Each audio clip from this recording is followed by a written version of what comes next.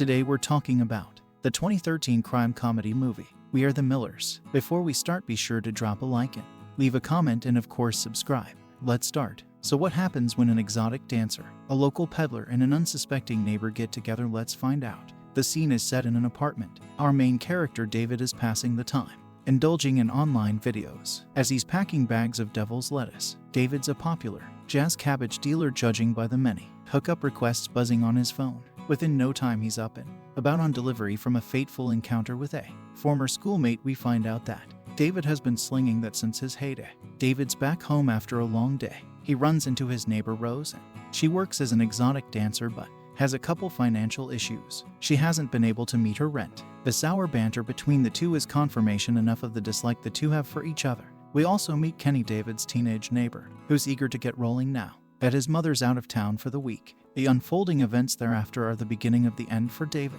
Kenny notices a group of guys manhandling a young woman who goes by the name of Casey. They're trying to steal her phone. Hero Kenny rushes into the street and tries to rescue her but takes a beating. David is forced to intervene. Kenny accidentally reveals that David is a dealer. The rough guys pounce on him, but David manages to escape, but a failed attempt to jump over some stairs gets him caught. The gang not only steals David's stash, but also all his money. With no money or stash, David is unable to explain the situation to his kingpin Brad, who calls him incessantly to claim his dues. The big bad Brad finds his way around getting to David by kidnapping him. Brad has been their head honcho since their college days, with David always doing the drops. David owes Brad $43,000.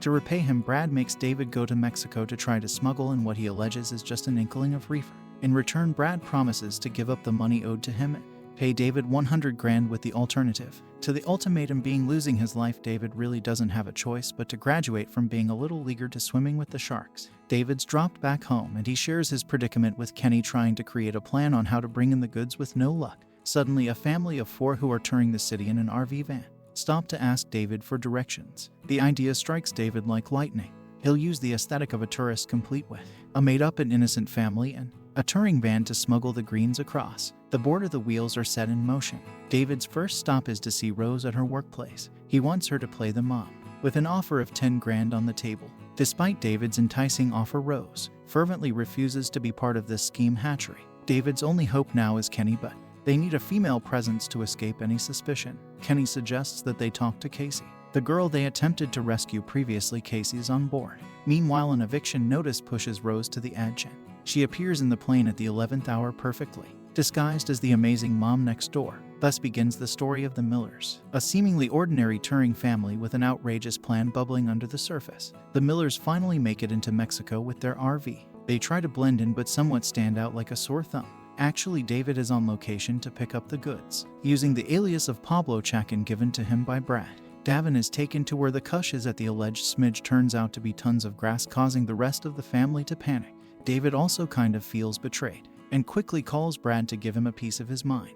Brad hints that he may have stolen Pablo's identity, but he changes the subject before David can ask any more questions. The Millers have all the goods packed and head out to the border. They have their first run-in with a Mexican cop who asks for a bribe. Knowing where the Millers have been, they finally make it to the border crossing point. Here they meet Dan, Eddie, and Melissa, the Fitzgeralds. David gets tongue-tied when the border officer tries to engage him. A patrol dog barks at the van, prompting a search. Suddenly, some people who are trying to sneak across the border emerge from under their van and try to make a run for it. The Millers are in the clear. They make it across the border and are on their way to victory. Back at the Mexican ranch, the real Pablo arrives with a man who is supposed to be the actual smuggler. In disguise, Pablo realizes it's a case of mistaken identity and his consignment is in the hands of a stranger. Meanwhile, the Millers are on their way back home when their RV unexpectedly breaks down. They all spread out to look for help. When David manages to get the Fitzgeralds to help while making small talk in the van, it comes to light that Dan is a D agent, sending the Millers into a bit of a frenzy. The Millers are caught between a rock and a hard place. They could easily be busted. The cat's almost out of the bag when Eddie insists on carrying Rose's fake baby. A struggle ensues and the package flies out of her hands, lands on the road, and gets run over by a passing truck. Casey has her wits ready and pretends that it was her college assignment on parenthood. With the Millers in the clear, they head out to a camping site with the Fitzgeralds. Rose and David come up with a scheme to sneak into the Fitzgeralds' tent when they're asleep. When everyone is asleep, Rose and David sneak off to the tent as planned. However, their agenda is derailed a bit when the Fitzgeralds wake up and catch them red-handed. The awkward moment takes an unexpected turn when the Fitzgeralds think that Rose and David are sneaking around to hook up with them. The next day, the Millers are dropped off at the garage, where their RV was under repair. David finds the garage manager tied up and gagged. David has no time to call for help when the real Pablo turns up with gun in hand.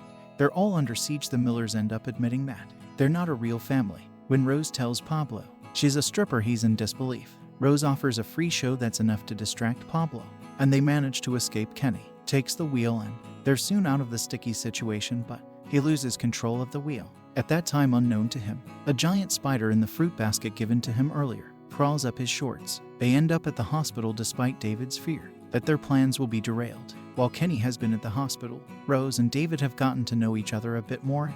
Casey meets her new flame, Scotty. The Millers have a big falling out after a slip of the tongue from David that he'll be paid $500,000. Casey goes her way and David leaves in the RV, leaving Rose and Kenny stranded. The ride back home gets very lonely for David, prompting him to go back for Rose and the kids. Things don't let up that easily, but they finally forgive David.